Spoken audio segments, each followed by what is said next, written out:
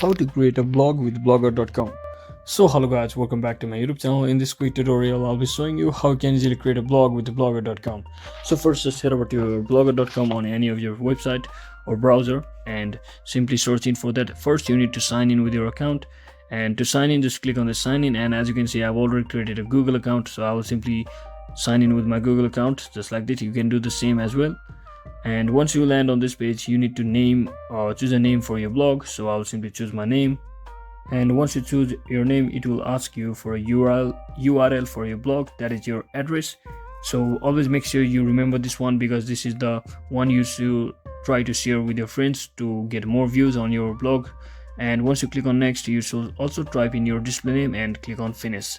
So once you set up these login credentials functions, you will be heading over to the homepage of your blog. So to start creating your blog, just head over to your homepage. You can see there is a home button, and once you tap on this, finally you can see under the left section at the top left corner right below the logo there is a new post. So simply tap on this, and from here on out you can simply start writing your blogs, whatever it is, just content, just paste it over here, or you can also write it yourself. And once you're inside here, you can also actually insert the images from over here at the top, or change the font style, change the color of the text as well.